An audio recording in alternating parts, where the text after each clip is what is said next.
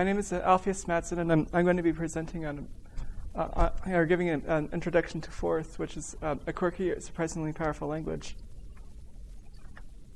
And so first I'm going to mention, or give a brief description of Forth and a little bit of history. Forth was first created in the 1950s by a computer programmer named Charles Moore. And when he first created it, he was trying to do something different from the other languages he's done before. And the thing he came up with, he thought was so incredibly powerful that he considered it a fourth generation language. And so he wanted to call it Forth with a U. But the computer he was working on at the time only allowed 5 words for the file name. So he ended up dropping the U and calling it Forth. And he decided that was a better play on words as well.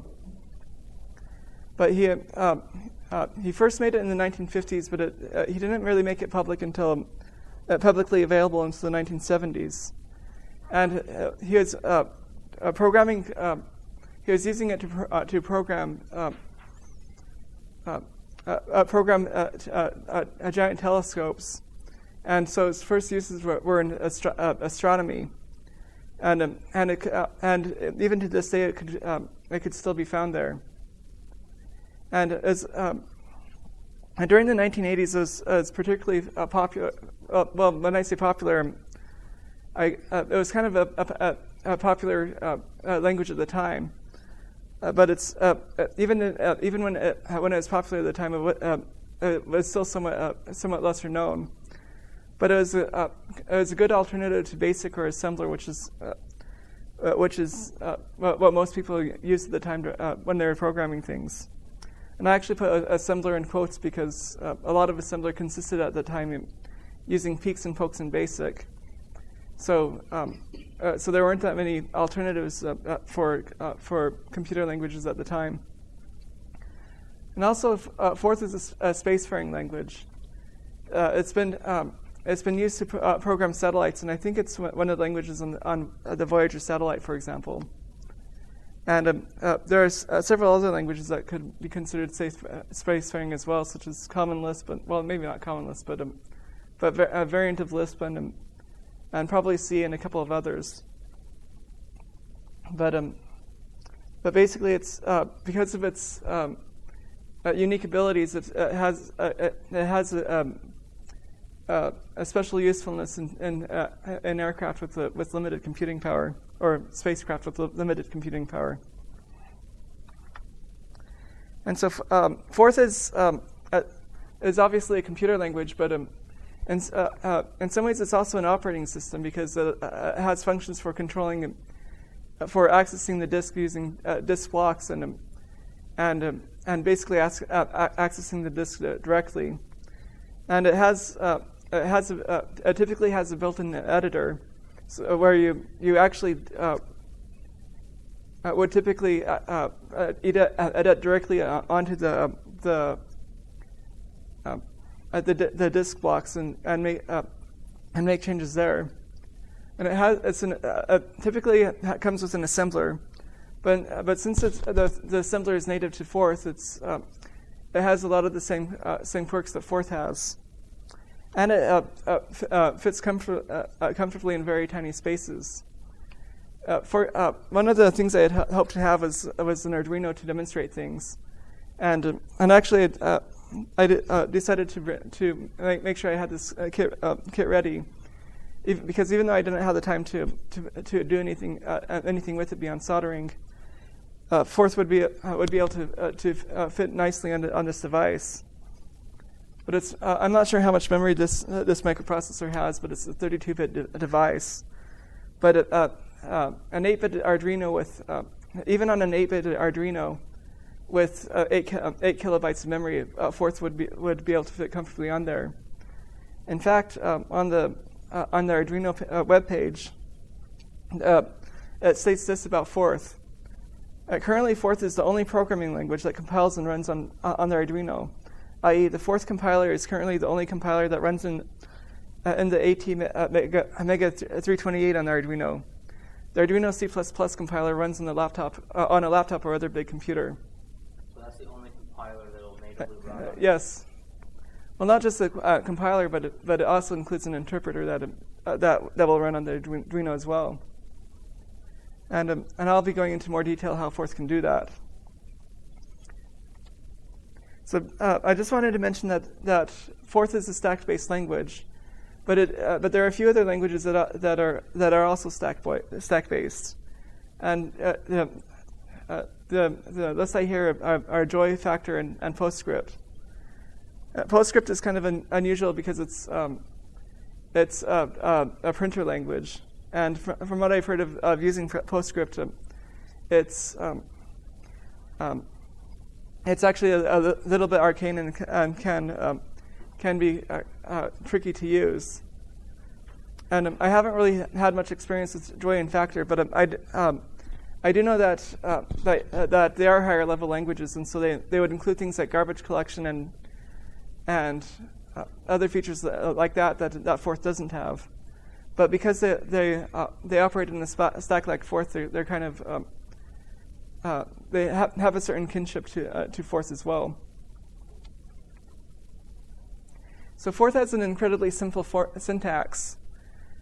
Basically, you just read an input up to a space, and then you take that input and look at it and see whether or not it's a word, and if it is, execute it. Otherwise, you try to convert it to a number, and if it does that, you push it onto the stack. And otherwise, you declare an error and clear off the stack, and then you just repeat that cycle. And one time I was trying to help write a SIP header parser, which is the protocol for sending for doing voice over internet, and so I came into I learned about something called Bacchus-Knorr Bacchus-Knorr form. I was trying to remember what the F stood for, and I was wondering because the SIP headers have a huge complex form that's somewhat recursive and somewhat redundant, and so it's tricky to try to get your head wrapped around it. But in the process of learning about that, I was wondering what the Bacchus-Knorr form would be for Forth, and this is pretty much it. Separate by spaces and then execute. Then then the tokens are what's left over. So it's a very simple language in that sense. And I'm going to go ahead and go over a simple example, just to kind of get a feel for that. So here's something that we could do in the stack, and basically we just push 3 numbers and then add the first 2, swap, subtract, and print out the outcome. And so here's what it would look like in the.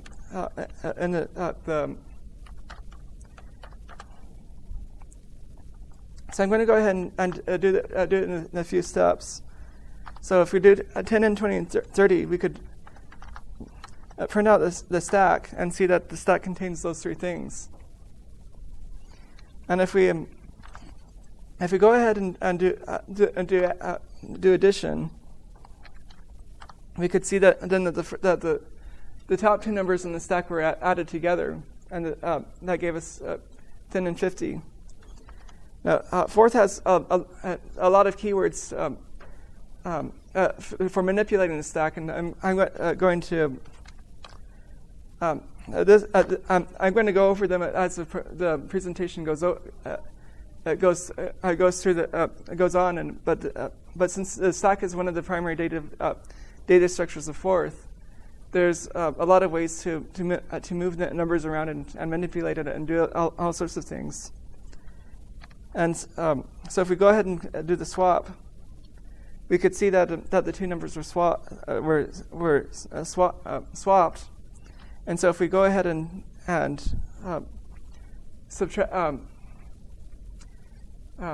subtract the 2, we could see that the remaining answer is on the subtraction. And then we could go ahead and print it. And once we print it, we could see, we could see that the stack is now empty. Now, one thing I mentioned before is if we have things in the stack that if we do something erroneous, such as use a word that doesn't exist, we could see that the stack is cleared again. But what several characters are cut off here? Is it possible to switch like to a GUI with a GNOME terminal? Yeah, I could do that. Let's see. Oops.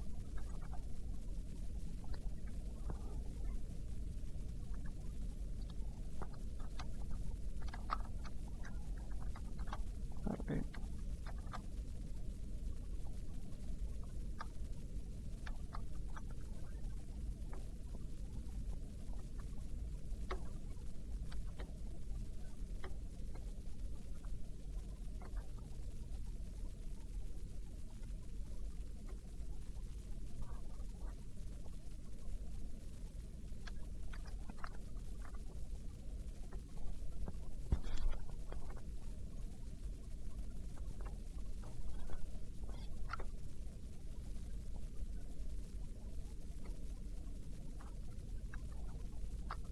Oops.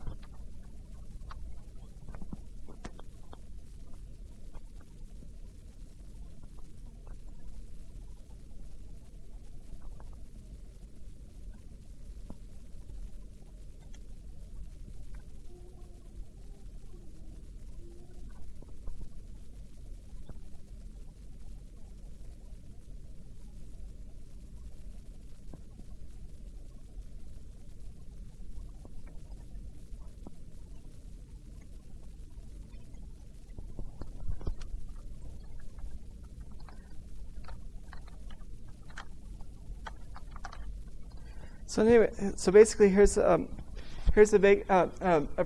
illustrated background of what we just did, where we started with an empty stack, then pushed the three numbers onto there, and then when we did the addition, the stack shrank a little bit, and then we did the swap and then subtraction, and then when we did the final print, the stack was empty again.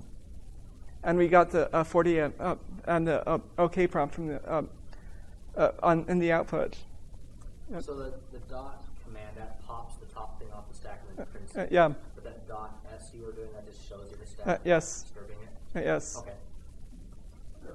Is there a way to get the things at the beginning of the stack? I mean, because the commands you did, they did the last two. Like, is there a way to get add this down the end and together? The 30 and the 10? Or the 20 and the 10? Let's or see. just something that was earlier on in the stack?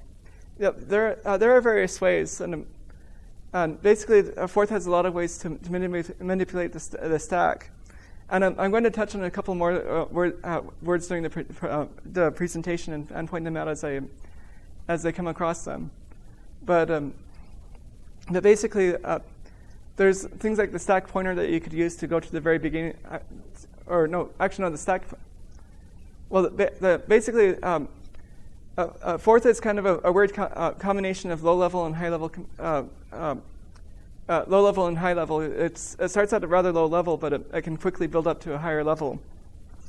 And in that sense, I kind of consider it a transcendental language, in that it doesn't really fit the spectrum of a low level to high level very as well as a Python, which is clearly high level, or C, which is clearly more low level. But this is in many ways C, or Forth is more akin to C in that you do a lot of you can do a lot of bit manipulation or address manipulation and things like that. And so some of the disadvantages of the stack notation is that it can kind of be tricky to keep track of the items in the stack, because the stack is just there and you have to remember what's on there when you're creating new words. And it also can quickly become unreadable if you're not careful. But some of the advantages is that you don't really need parentheses, and so Forth uses parentheses for comments instead. And just as a comment, you kind of have, whenever you use a parenthesis for space, you always have to put a space after it, because the parentheses or the comment is just another fourth word, and all it does is it reads everything to another parenthesis and then forgets that you just put that input in there. And it has a simple mechanism for keeping track of data, or rather, the stack is a simple mechanism for keeping track of data, and it allows for surprising readability. And I'm going to try to illustrate some of those things with some examples throughout the talk. And so basically, Forth has an so far we've been looking at the interpreter of Forth, but Forth also has incredibly simple compiler. And it looks like this, where you have a colon, and then you're defining things, and then you end it with a semicolon. And actually, strictly speaking, the semicolon isn't a part of the compiler, but it's another word that compiles exit, and then it cleans up or wraps up everything the compiler needs to do.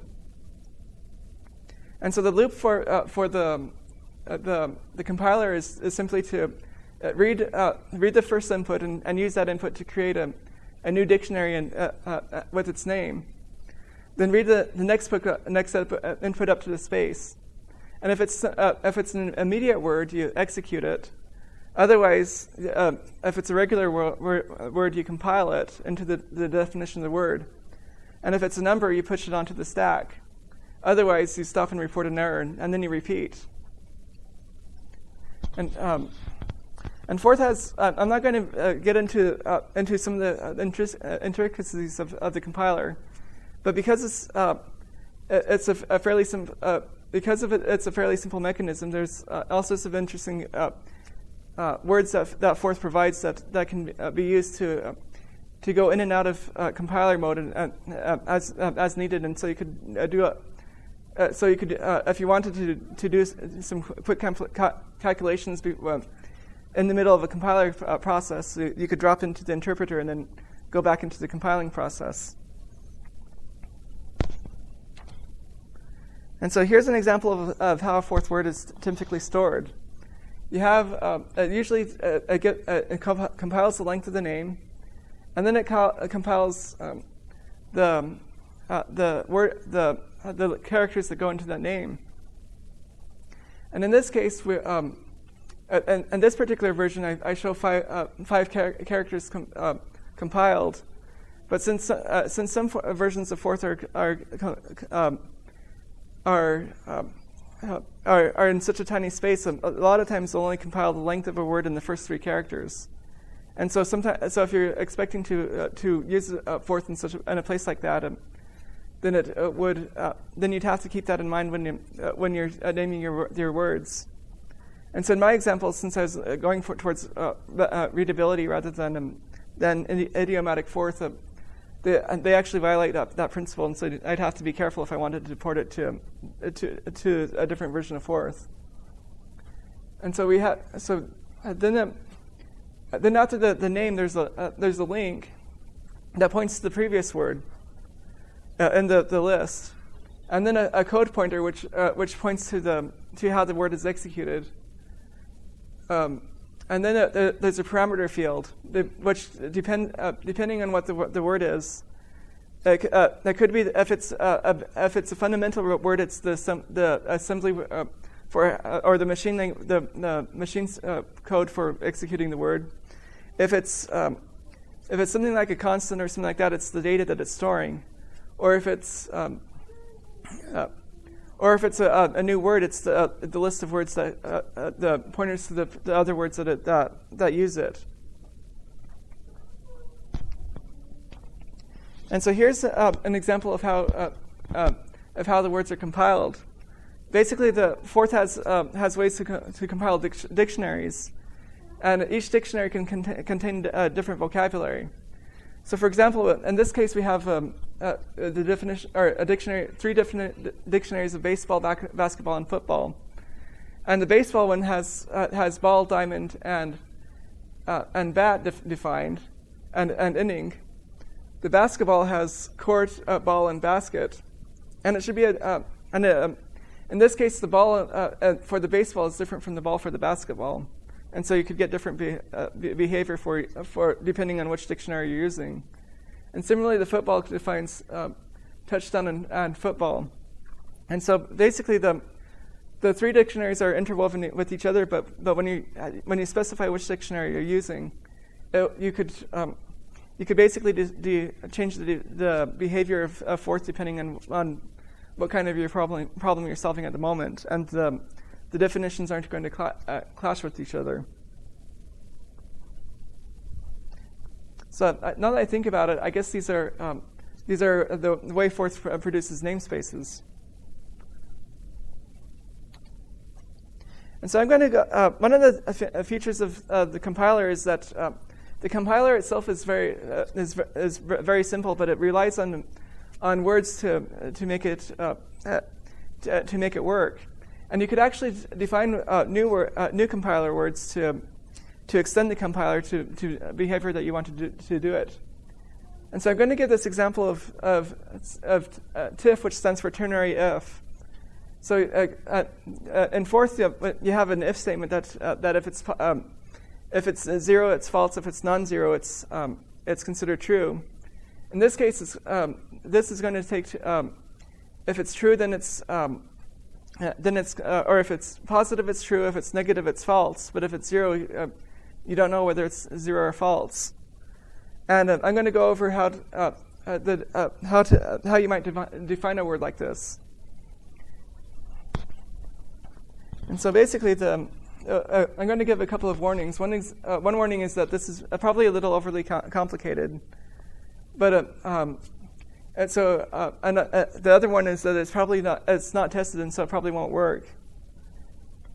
I basically wrote this up as an example of, or to try to illustrate how something like this might work. So first, we're going to go over the definition of TIF, and the first thing to observe the first thing basically TIF is broken up into 2 different parts. The first part is what it does during compile time. It basically says allot 2 spaces, and then take the here where the dictionary is, and put that on the stack, and then duplicate it, and then add 2 to the duplication, and then swap the 2. And so the two so that's going to leave on the stack the 2 addresses, the else false address and the else uncertain address, and then those are going to be used by later compiler words. And here's an illustration of what the dictionary what should be in the dictionary when this is executed. It leaves 2 spaces that are currently empty, and then it has a space where the does go, and the does is what it's going to do when the function is executed. And so what it does here is it basically says if it's greater than 0, just drop the 2 address. drop the flag and let's see now. I'm trying.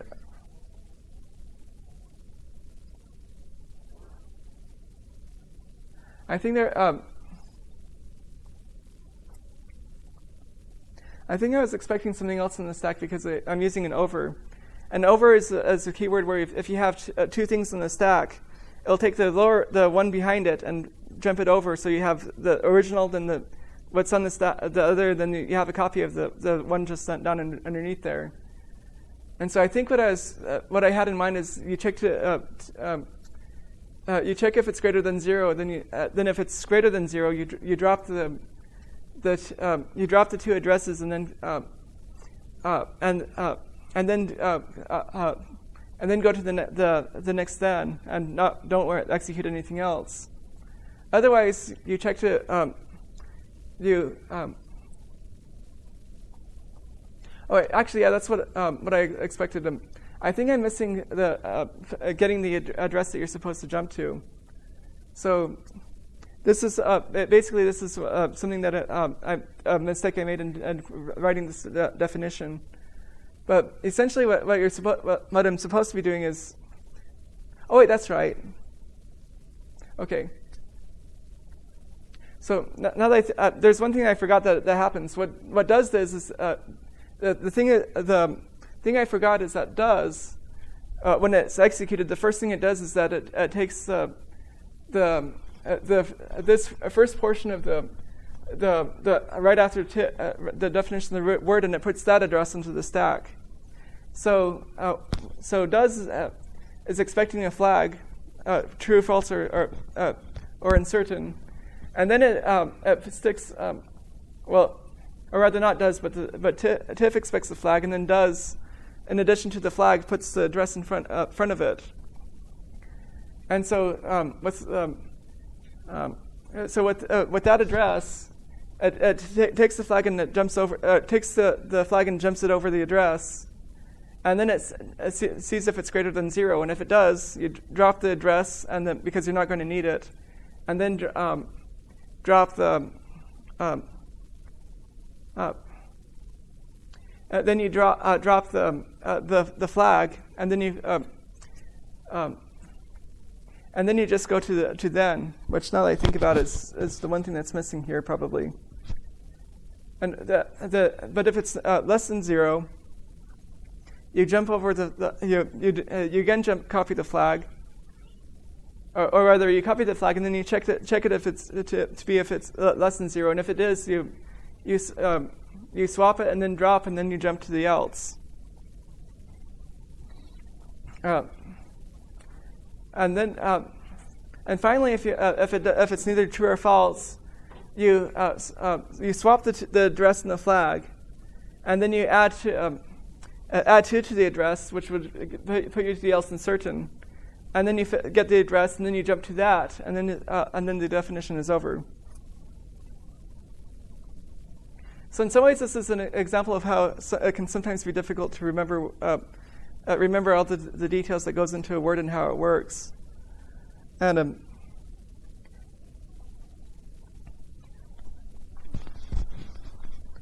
but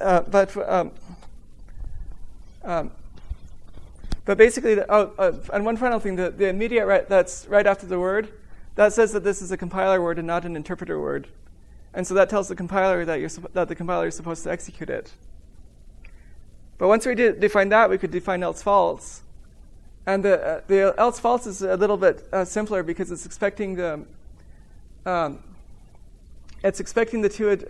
two addresses to be on the stack, and all it does is it swaps the two addresses to get to the else false address, and then it puts it's here right there, and then it stores it there. And then it puts here back in the spot so that this would be available for the next word, and then for the does, it simply just takes the address that that does gives it, and then it fetches the address there, and then jumps to that new location.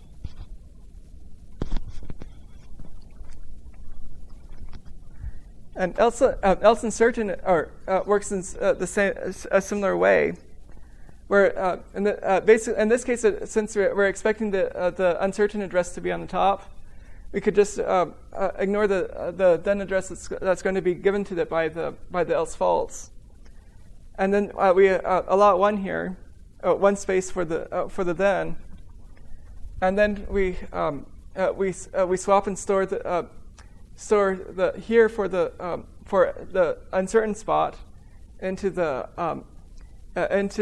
else uncertain up there, and then we put this here right here for the then statement. Actually, I call it then, but it should be TIFF then. And the does is that it simply fetch this address again, and then no, fetch the address from right here, and then jump to it, just like this one right here. And finally, we create TIFF then, which expects two then addresses, and it just simply takes the swap here and swaps and then stores it into this address, and then puts here again on the stack and then swaps and then stores it to this address. And so, assuming that everything would work, the words would we have a new type of if statement that we didn't have before, and we didn't really have to change the compiler itself in order to produce it. And actually, one other thing is that assuming that I defined this correctly, you should be able to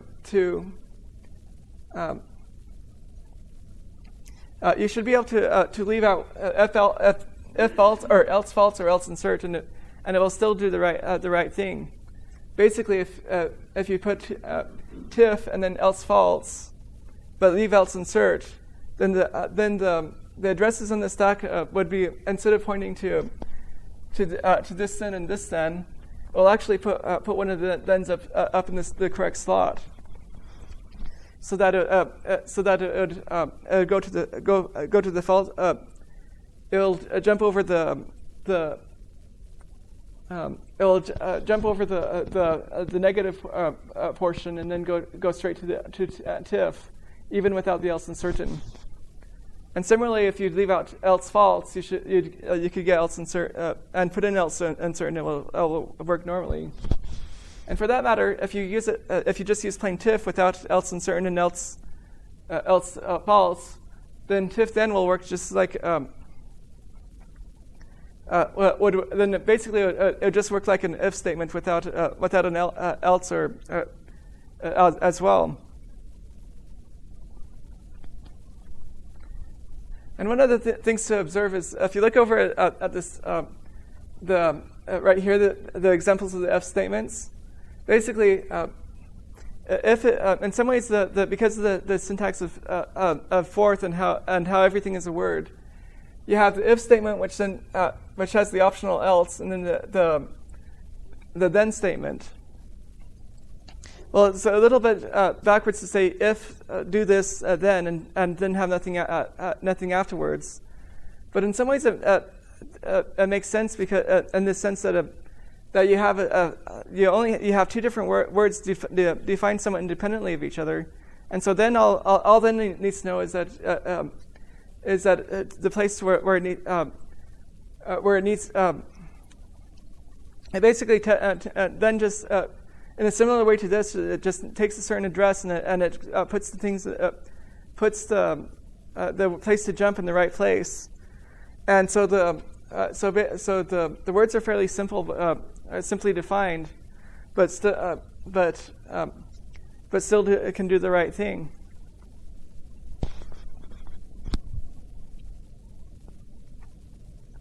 Another thing I wanted to mention is compiler words.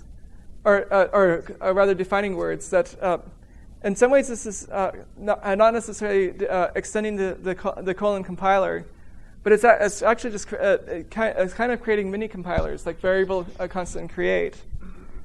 And as an example, there's you could create a constant that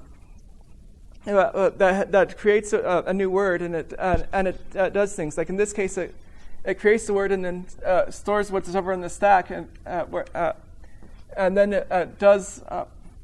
And what it does is it fetches that value and puts it on the stack. And so, as an illustration of how that might work, basically, what it does is that when you type 76 constant trombones, the constant on the interpreter runs the create comma, which creates the new word and stores this 76 value. And when you run it, takes the when you run trombone, trombone runs this. It fetches what you just stored and puts it on the stack.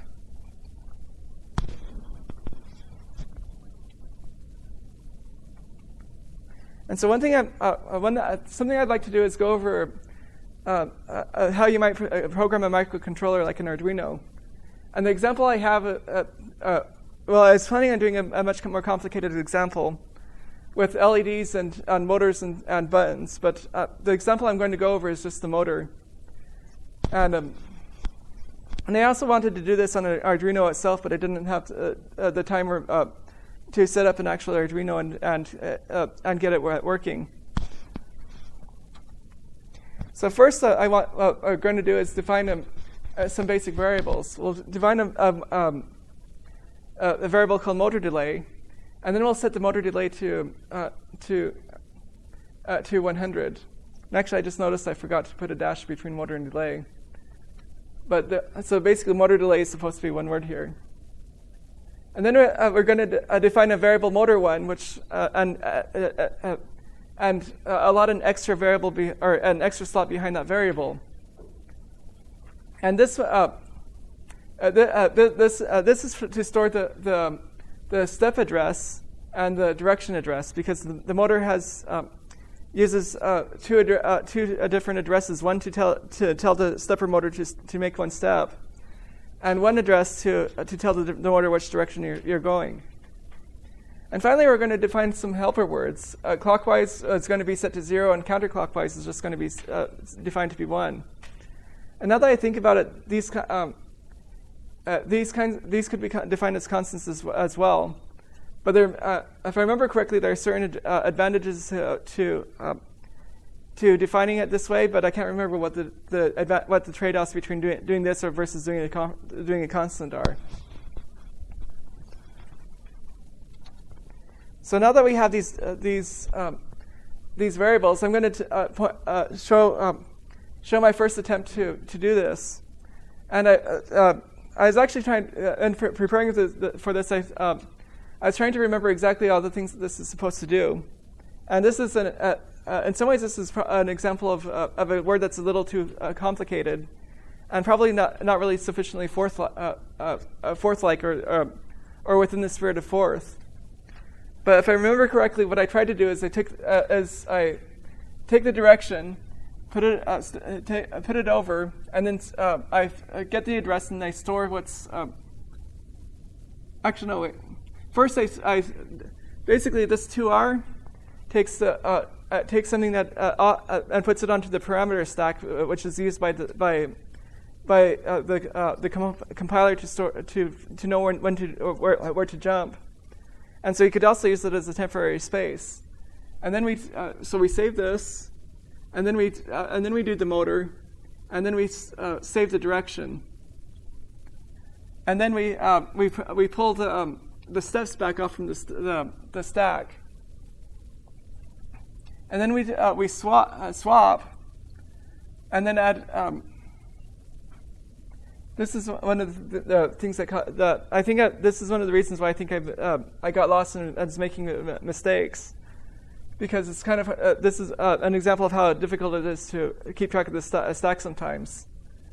But I think I forgot to copy the address, but it's supposed to add one to the address, and then fetch what's there, and then swap again. And then it enters into a loop, which expects two arguments: the 0 and then the count 2, or the init, and then the count 2. And then here what we do is we duplicate the address and then store 1 to it, which turns on the stepping process. Wait for 10 seconds, and then we duplicate it again and set it to 0, which turns off the motor. And then the motor, then we get the motor delay, and then we wait for that many, for however long that's currently stored in the variable. And then when we loop that until we get to to get to the number of turns we want it to take, and then we stop. And then we drop what the address that was there because we don't want to leave anything on the stack. And so, as I said, I found this confusing and it's difficult to follow. And but if assuming it would work, it would allow us to say something like motor 1 clockwise 10 turn.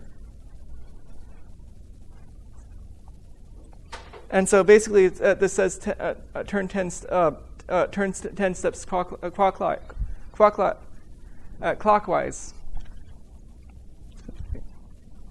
So, but instead of doing that, I realized that I was probably using too few words and not breaking it up into small enough chunks. And in fact, but that's one of the core philosophies of Forth is to try to factor out as much as you can into little words, and particularly if you could find patterns and do as many things in as small and keep your words as small as possible. And so what I did instead in this case is I decided to scrap the definition of turn, and I created a step which simply takes the motor address, then duplicates it and stores 1 into there to turn it on. And then it waits 10 seconds, and then it stores 0 there and turn it off.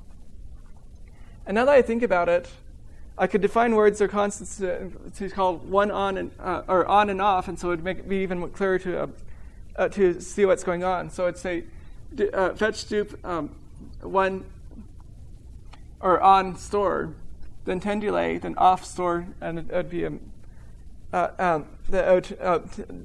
the 1 step of motor.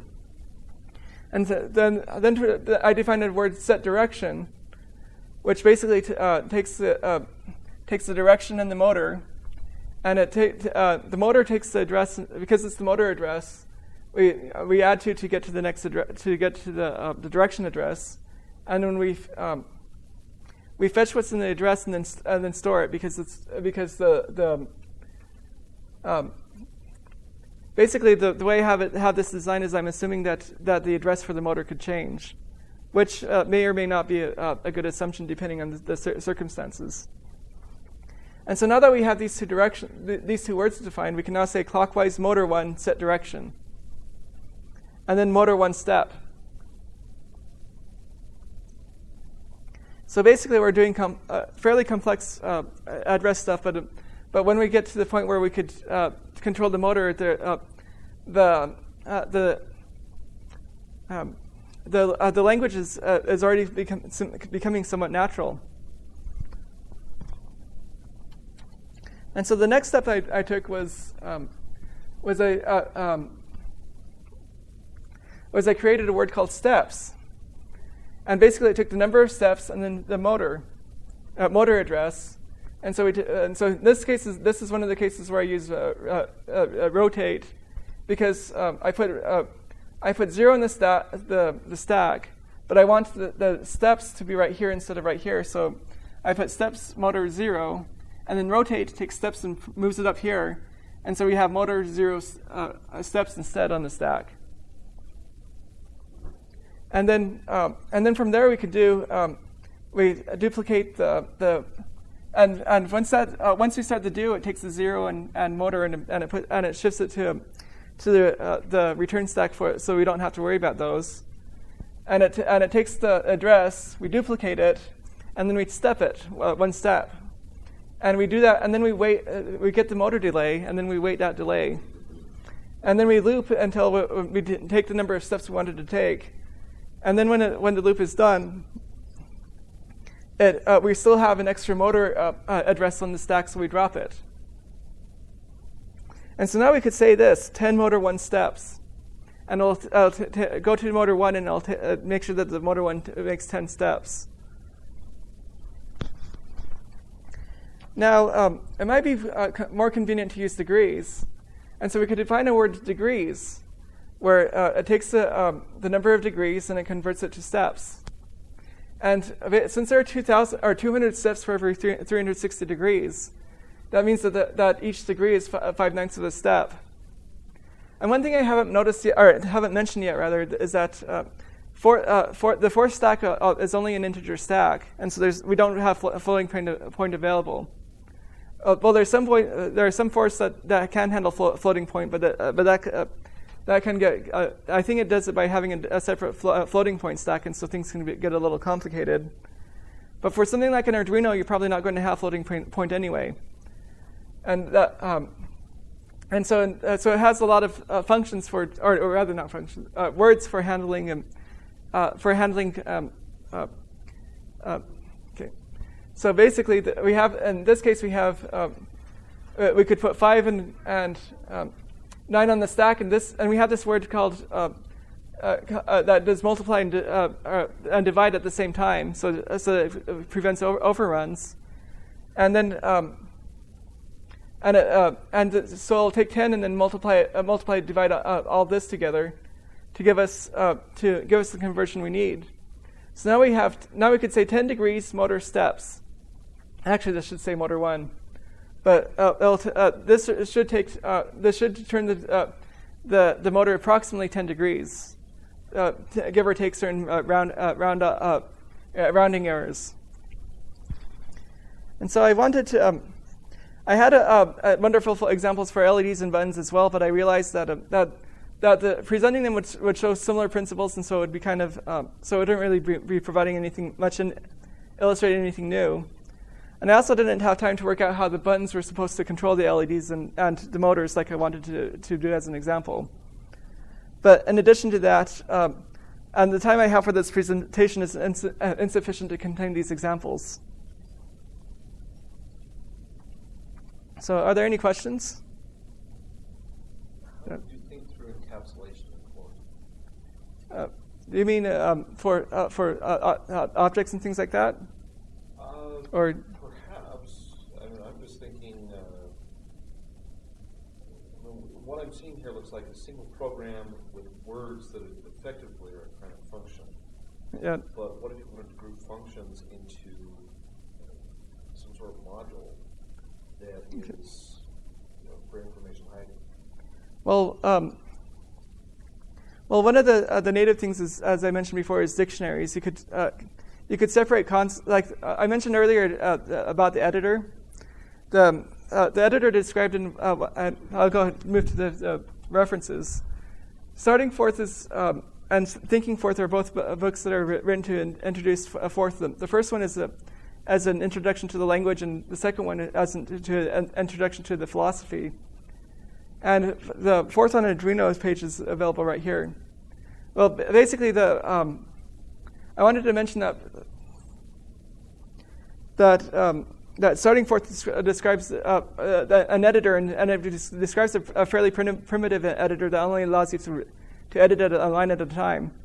But it defines. The way the editor works, though, is it defines different words that would potentially clash with other types of the system. But when you use the editor, it uses the editor dictionary so that the words won't clash. So that's one way to do it. Another way is it would be to define an object-oriented system for Forth, and there are various ways to do it. And one of I know of at least one way that takes only about a fourth block, which is basically a 64 by 16, or 64 characters by 16 characters, and so basically it's possible to define a simple object-oriented system that would hide data and do some of the other things that you'd like to typically do for object-oriented. It'd be an extension.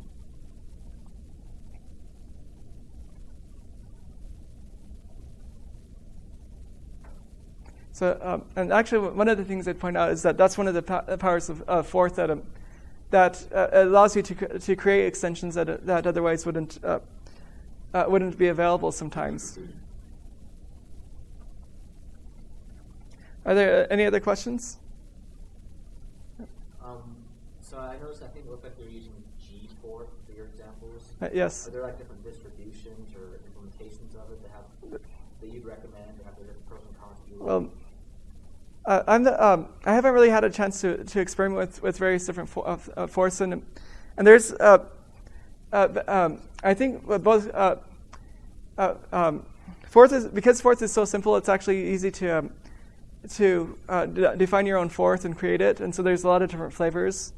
There's a formal ANSI standard, and actually the creator of Forth didn't like the standardization because he felt that it would prevent experimentation and growth. But there's something called ANSI Forth, and I think G-Forth is largely ANSI Forth, but they do provide some extensions, like the .s is an example of an extension word that G-Forth provides. And certainly, if you're there are several different types of Forth available for the Arduino, and this page right here actually provides links for the different things available. And I'm not sure how standard those are. And I remember hearing a saying a long time ago that if you've seen 1/4, you've seen 1/4. So it's something that can be kind of tricky to standardize, even with the standardization.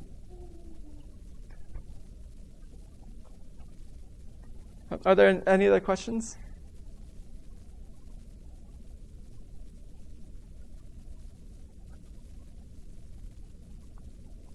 I guess that's the conclusion of my talk then.